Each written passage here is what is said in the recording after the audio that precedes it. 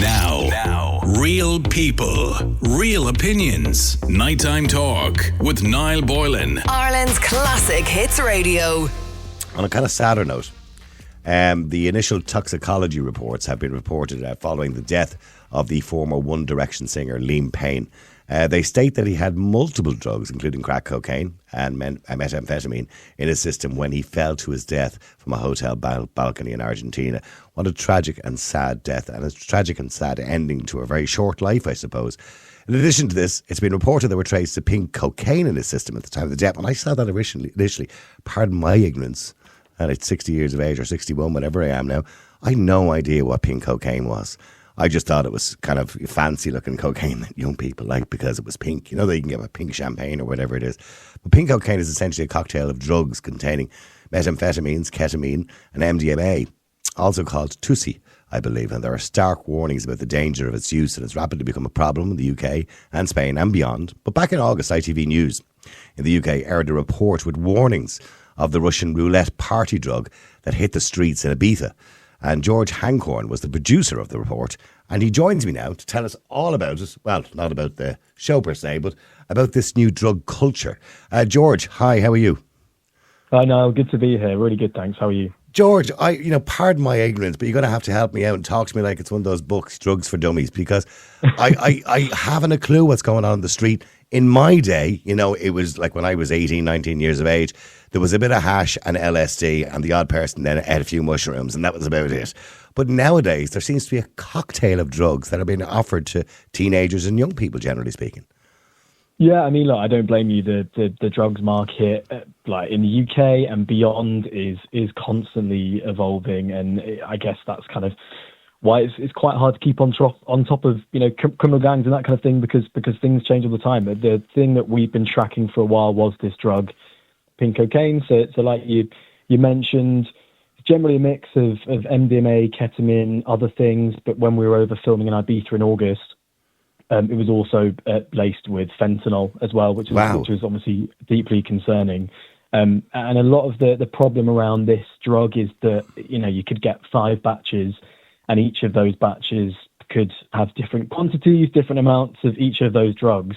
So if you're giving sort of harm reduction advice, or you've got medics who work out on the island of Ibiza that we spoke to, it's quite hard to know how to treat patients and what advice to give because it's all pretty unpredictable. And do they have the nightclubs and bars? I know Ibiza is the kind of party capital of that part of the world, but do they have, I know in some of the festivals here, they have these desks or, centres where you can bring your drugs and have them checked or whatever, because look, as much as they're against the law, we don't want to see people dying. So do they have any way, have they started any kind of systems like that even in Ibiza, whereby they check these drugs for people to see what they contain? So it's quite tricky in Ibiza. A lot of the access to a lot of the bars and nightclubs is pretty restricted. Obviously, they'll tell you that they're pretty on top of stuff. But as part of our report, we walked up one of the busy strips, which is called Playa d'Embossa. And basically within 30 seconds, we were approached like several times.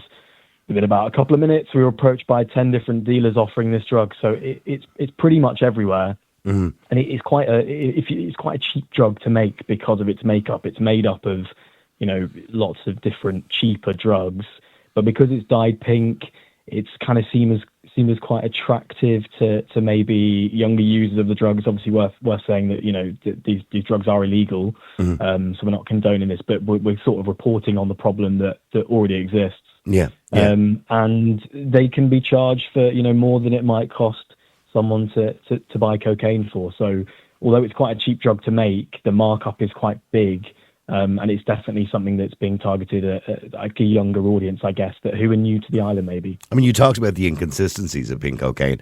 Is there a possibility that they're adding stuff to it? Because I remember a big story here in Ireland going back many years ago was there was a group of guys in a flat at an apartment, 6 guys, and they went out, I think it was cocaine they were meant to be buying, but it contained rat poison.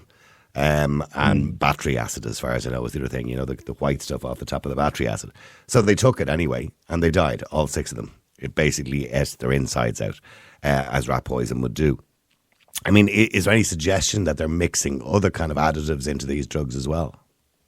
Yeah, I mean, look, it's really hard to know batch by batch. It varies. The big thing that we did was we'd worked with a couple of organisations one here in the UK, based in Wales, is Wedenos. So that's a drug testing service that we've been looking at what they'd been tracking for a while. So that's essentially, if drugs are seized by authorities, by police, nighttime venues, or simply people hand them in, they're then tested, they're then listed on a website to essentially warn others, this is what's been seen in this sort of area. And we started to see a bit of a spread right across the UK. Mm-hmm. We then spoke to another organisation called Mandrake, who were based in Manchester, and they do a lot of the sort of the desk testing that you're on about. So, back of house at nightclub events, that kind of thing. And again, they were starting to see this drug a lot more, but in a way that was quite inconsistent. And that was kind of the concern. So we then thought, look, a lot of this drug is quite readily available in Ibiza. You hear from people, that exists. Let's go and see for ourselves if that was definitely the case. And people on the island were warning Brits that, you can come over here and you'll see this drug a lot, but the dangers are real, and be prepared that when you go back home, back to the UK, you're probably going to see a lot more of this in the coming months. And obviously in the last 24 hours, we've heard reports of this drug as well. So it's definitely not the end of this drug. And do you, by the way, again, pardon my ignorance, but pink cocaine, do you snort it? Is it a tablet? What is it? Do you snort it, I assume, is it? Yeah, so most people that would take this drug would take it in the same way they might take cocaine, yeah. Wow. I've often wondered how that works. I'm assuming it just goes straight into your bloodstream by doing it by that method. And the other drug you mentioned there was fentanyl a few minutes ago. Now, we've all seen the videos from places like San Francisco where you see people literally on the street bent over like zombies and, and people completely out of their mind. It's like the land of the living dead or something like that in San Francisco at the moment. It's just outrageous how bad it's got. I mean, are we seeing a huge amount of fentanyl coming into Europe now? It's hard to know. Again, it's quite hard to track. I mean, you can speak to the National Crime Agency and they'll be able to give you kind of up-to-date figures on this sort of drug. But I think fentanyl is definitely one to watch. People that work in the US cover these sorts of stories will tell you all the time how bad the problem is there. And I guess there are always warnings and stuff like that it's not the last place we've seen it. And there's definitely something to keep on your radar. We spoke to a medic on the island of Ibiza, actually, who told us about the fentanyl. He'd seen patients who'd come in to see him in his hospital who'd taken this drug, and when they looked, the drug was taken off for testing and analysed afterwards. Mm-hmm. Quite a few of those batches then contained traces of fentanyl, and that is super, super strong, and that is deeply concerning. If this drug starts to circulate more and we start to see the likes of fentanyl and other things mixed in there, I mean, even in its simplest form, it is dangerous because each of those components can do different things to a human's body, and then to bring in stuff like fentanyl, I mean, I don't just tell you, it's dangerous stuff. Yeah. And look, the thing about drugs is there's no classism in drugs. It's everything from the barrister and lawyer right down to the homeless person. So there's no classism. Drugs doesn't choose, who it decides to kill on a single day. Unfortunately, everybody, well, not everybody, but many people have taken drugs. Why are we seeing such an increase? Like when I was young, okay, a few people did a bit of LSD or did whatever it was they did, but there was always just those few people. But now we're seeing it rampant. And somebody suggested to me a while ago that there was two factors here. One was the cost of alcohol, and the other was the availability, the availability through social media. Because I was told seemingly that you can go onto Facebook or whatever it is, or TikTok, I don't know which one of them, and literally have drugs delivered to your door. Is that increasing? Is that why we're seeing more and more young people choosing drugs? Because A, the cost of alcohol, and B, the availability, the ease of access. Yeah, I mean, I think it's hard to know, to put fingers on, beyond, the anecdotal, this is how many people are taking drugs, maybe more than they were. It's hard to put exact numbers on it. Obviously, there are figures every year from health services in various countries that report on that. But I think social media is certainly to blame. I'm sure, we've looked at investigations in the past where young people have been targeted through various dealers on social platforms and have been able to essentially, anyone as young as 13 have access to different types of drugs. And I guess there's an argument to say that the social media companies could be doing more. Obviously, they'd say that they're doing all they can to, put age verifications on it. I also think that potentially there's a lot more of a conversation about this sort of topic. Mm-hmm. Maybe it's a little bit less taboo. You can argue whether that's a good thing or not. But certainly there are a lot more drug testing organisations. There are several that come to mind if I think about just England alone. So there's a lot of that testing going on that happens at those live music events. And there is a bit more of a conversation. But, I mean, there's definitely an argument to say that social media plays into all of this for sure. The conversation they're having here at the moment, some of the political parties, is the decriminalisation of drugs, all drugs, Class A drugs included. And that conversation is like a health-based approach rather than, a jail-based approach, i.e. they catch you with enough of your own personal possession and they don't charge you. They just recommend you go off and talk to somebody about it. I mean, that's the approach they've had in Portugal. There's mixed reports in Portugal. I know somebody who lives there and they said it's worse now than it ever was. So, and then I hear other people saying it's better. So there's kind of mixed reports on how that works. Has there been suggestions in the UK even of doing that, or across Spain of doing that kind of non-criminalisation approach to it?